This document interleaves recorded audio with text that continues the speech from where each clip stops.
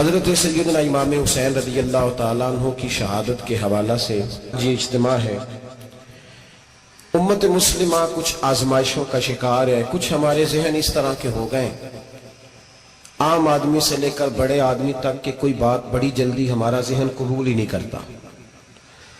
کسی دوسرے کی طرف جانا یا کوئی اور بات کرنا یہ تو بڑی لمبی بات ہے، عام جو سادی باتیں ہیں وہ بھی ہمارے ذہن مشکل سے قبول کرتے ہیں، چونکہ شکوک اتنے ڈال دیے گئے ہیں، شک اتنا پیدا کر دیا گیا ہے، تفریق اتنی ہے، بدگمانی اتنی ہے، بری سوچ اتنی زیادہ ہے، بڑی مشکل ہے لوگوں کا کچھ چیزوں کو قبول کرنا۔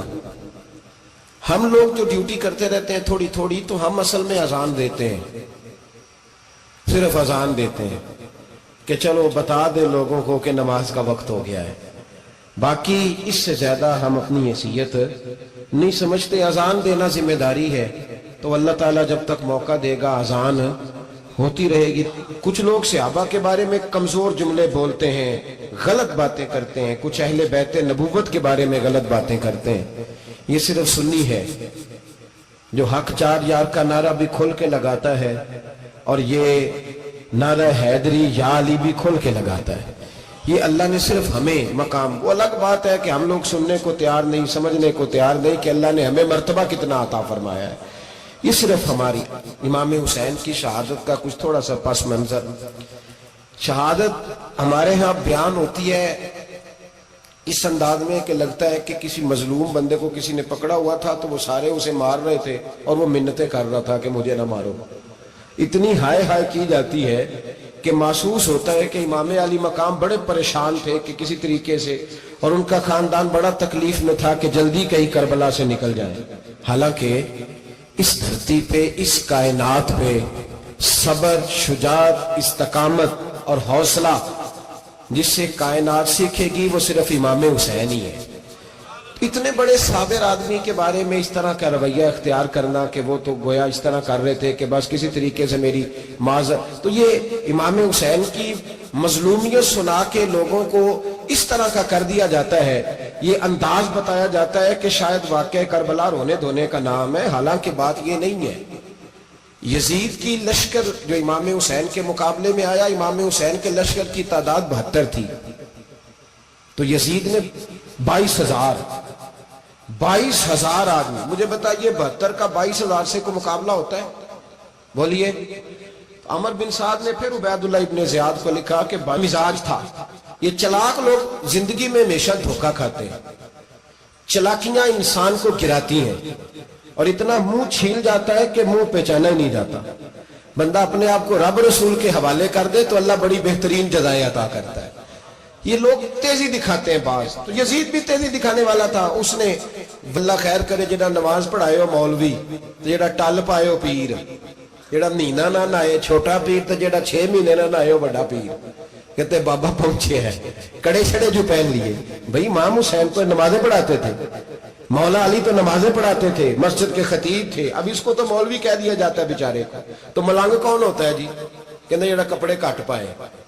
کیا تماشا ہے، قوم جدھر دل کرتا ہے نکل جاتی ہے۔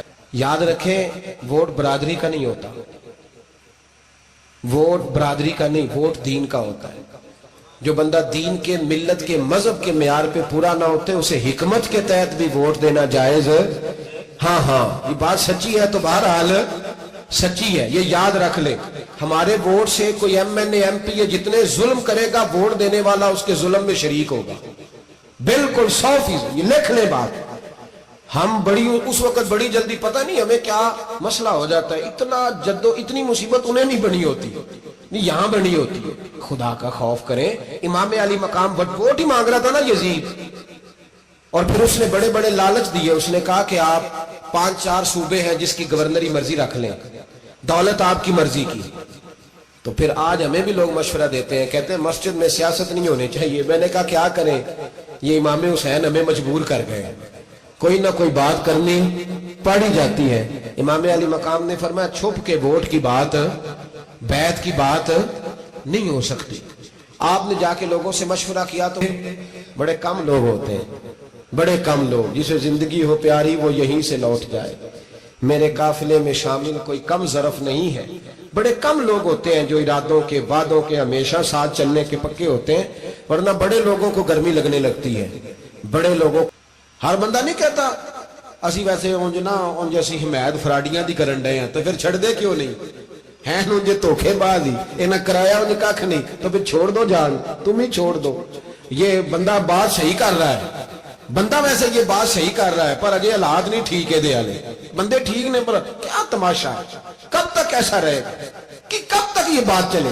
ये साथ हो, सहरा का इलाका हो, तपती हुई रेत हो, इतने कठिन और सख्त हालात, चारों जानब मौत ही मौत, दूर दूर तक अपनों का नामो निशान कोई नहीं, और अकेले फैसला करने वाले इमाम हुसैन, बाकी सारे बच्चे हैं या औरतें, सारे बड़े अकेले। 19 लोगों को एक बार में हजरत ऐसे ही तमाशा बना दिया है। मजलूम थे वो तो रो रहे थे, हर मुकर्रर ये कह रहा है कि वो तो बार बार कह अब्बा पानी मिल जाए, पानी आ जाए, तरस गए। खुदा का खौफ करो, ये दलेर लोग थे, इनकी बातें आज भी पढ़ के दलेरी पैदा होती है, दलेरी पैदा होती है, दलेरी निकले। एक हाथ कटा, दूसरे पे मशकीजा, वो भी कटा। देख लो मैं पस मंजर पे हूं अभी तक, मैं बता रहा हूं कि जिहाद किसके खिलाफ था? जालिम हुक्मरान के खिलाफ, जालिम काफिर के खिलाफ नहीं, मुशरिक के खिलाफ नहीं। हजरत इमाम हुसैन रजी अल्लाह ताला अन्हु ने हर जगह एक ही बात की कि यजीद शराबी है तो बच्चे कटवा दूंगा, शराबी को वोट। ये एक नहीं, हर किताब में यही लिखा, हर किताब में, और हर मसलक की किताब। यजीद चूंकि मुजरे देखता है, रंडियों का नाच देखता है, बच्चे कटवा दूंगा, उसके हाथ में हाथ। इमाम हुसैन ने फरमाया चूंकि अल्लाह की हदों को तोड़ता है, हुकूकुल्लाह पामाल करता है, हुदूदुल्लाह, बच्चे कटवा दूंगा लेकिन उसके हाथ में हाथ। सारा दिन खुद मुजरा देखना और 10 मुहर्रम को 2 देगे पका के हुसैनी बन जाना, सारा साल खुद गंदमंद करना, शराबियों के साथ रहना, और 10 मुहर्रम को 2 आंसू बहा के याद रखना। मैं हमेशा कहता हूं, फिर कह रहा हूं, जिसके मोबाइल में गंदे गाने हैं, गंद देखता है, शराबी कबाबी का स्पोर्टर है, वोटर है, या मुजरे देखता है, आता जाता है, वो याद रखे कयामत में इमाम हुसैन का हाथ होगा, उसका गिरेबान होगा। हमसे न रकम होंगे कसीदे यजीद के, हम लोग तो हुसैन के सीरत निकाल। हजरत अब्बास, हमारा किसी बंदे से जायदाद का रट्टा नहीं, हम तो चाहते हैं उम्मत इकट्ठी हो जाए, लेकिन जो बंदा नबी पाक की मां को दोज़खी कहे, हुजूर के बाप को जहन्नमी कहे, यजीद को अमीरुल मोमिनीन कहे, उसके साथ इत्तफाक राय कर लिया जाए, ये मजहब हमारी समझ में नहीं आता, बिल्कुल नहीं आता, कतई नहीं हमारी समझ में आता। कैसे इत्तेहाद कर लिया जाए? यहां तो मेरे भाई जो हमारे अब्बा का मुखालिफ हो, उससे इत्तेहाद नहीं होता, और जो नबी पाक के वालिद को दोज़खी कहे, उससे इत्तेहाद हो जाए।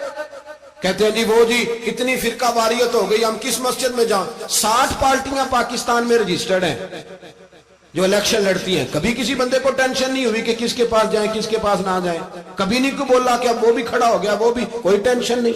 मजहब की बारी टेंशन हो जाती है, इतना बड़ा मजहब होता है भाई, गलत बंदे भी आ ही जाते हैं बीच में, थोड़ा पहचान के चलना पड़ता है, सही कौन है और गलत। और यही तो हमें इमाम हुसैन ने बताया है कि मजहब के अंदर ही तुमने शनाख्त करनी है कि बंदा ठीक कौन है और बंदा गलत। यही तो करबला है, यही तो इमाम हुसैन ने बताया, कुफर इस्लाम नहीं, हक और बातिल। तो समझिए, दर्स ये है, दर्स ये है, पैगाम ये है, पैगाम ये है। याद रखो, मौत तेजी से आ रही है, हमारे साथ वाले, दाएं बाएं वाले सब चले गए, इसी तरह नंबर लगेगा, एक दिन ऐलान होगा। जमीर के कैदी बन के जिंदगी ना गुजारो, बिल्कुल ना गुजारो। ये थोड़ी सी जिंदगी या दुनिया सिजनुल मोमिन, हक बात करो, हक पे डटना सीखो, दीन समझो। खबरदार, रसूल पाक सल्लल्लाहु अलैहि वसल्लम के दीन में जालिम, जाबिर, फासिक, फाजिर की कोई गुंजाइश कतई नहीं है। अपने आप को समेटो, अपने आप को संभालो, दीन में अपना किरदार अदा करने की कोशिश करो। दीन तलब करता है हमसे कि हमने दीन को क्या दिया है। इमाम हुसैन ने सारा घराना दीन के लिए दे दिया। हमारा जो बच्चा किसी काम का नहीं रहता, उसे मदरसे दाखिल कराते हैं। हमने दीन इतना कमजोर कर दिया है कि आलिम अगर शोर ना करे, आलिम अगर शोर ना करे, जोर ना करे, घुटन वाला माहौल हो गया, मजहब की पोजीशन कमजोर कर दी। अब जहां तक इस बात का ताल्लुक है जी फिरके हो गए, तो मेरे भाई ये कोई इतनी खतरनाक बात है, ये कोई इतना मुश्किल मामला नहीं है। ये तो इमाम हुसैन ने बता दिया था कि यजीद के तौर पर एक गलत फिरका खड़ा हो गया, लिहाजा उसका मुकाबला करना है। اس میں کوئی بری بات ہے، لیکن ایک سبق ہے بزرگوں کا کہ اگر سچی بات بھی نہیں کرنی تو پھر اس منبر کا حق ادا نہیں ہوتا۔ جو سچ بولے وہ حسینی ہے، جو ظالم کے سامنے کھڑا ہو جائے وہ حسینی ہے، جو مصلحت کوش ہو، جو کہے ٹائم نہیں، گراؤنڈ ریالٹی نہیں، حالات نہیں، طبیعت نہیں، موقع نہیں، تو ابھی امام حسین کے پیغام کو نہیں سمجھا۔ میں بہت سارے بزرگوں کا نام اس لیے نہیں لیتا کہ لوگ ایسے نہ کہیں کہ کسی کا نام کیش کرایا جا رہا ہے، لیکن میں نے سارے مناقب پڑھے ہیں، میری لائبریری میں کتابیں ہیں، میں پڑھتا رہتا ہوں، میں سفر میں بھی ساتھ رکھتا ہوں، لیکن حضرت شیخ عبدالصبور بیگ منشور ہزاروی کا شعر امام علی مقام کے مقابلے میں اس طرح کا ہے کہ مجھے سارے شاعروں سے زیادہ وزنی محسوس ہوتا ہے۔ انہوں نے کہا تھا اس شاہ مشرقین کی، اس نور عین کی مطلوب ہے جہاں کو قیادت حسین کی۔ دیکھیے ذرا حسن، اور ہر سو یزیدیوں کا زمانے میں زور ہے، ایک دو جگہ پہ نہیں، ہر سو یزیدیوں کا زمانے میں زور ہے۔ منشور آج پھر ہے ضرورت حسین کی، آج پھر ہے ضرورت ہے، آج لوگ حسینی بنے، امام حسین کے نقش قدم پر۔ وہ کہتے ہیں زور ہو گیا یزیدیوں کا، یہ ہمارے بزرگ ہمیں بتا گئے۔ مسجد کی طرف توجہ کرو، اپنے بچوں کی نگہبانی کرو۔ دنیا کی زندگی اتنی مختصر ہے کہ ایک خواب لگے گا جب ہم جائیں گے دنیا، ایک خواب لگے گا، خواب تھا جو کچھ کے دیکھا، جو سنا افسانہ تھا۔ اہل بیت نبوت کا اسوہ عبادت ہے، ریاضت ہے، پردہ ہے، پرہیزگاری ہے، اس پر توجہ کریں۔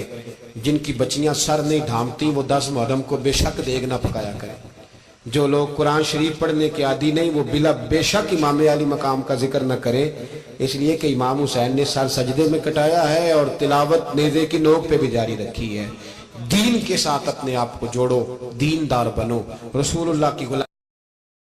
آپ صلی اللہ علیہ وسلم نے فرمایا، جب تم میں سے کوئی رات کو جاگے تو اپنا ہاتھ دھوئے بغیر برتن میں نہ ڈبوئے حتیٰ کہ 3 بار دھو لے، کیونکہ وہ نہیں جانتا کہ اس کا ہاتھ سوتے میں کہاں کہاں لگتا رہا ہے۔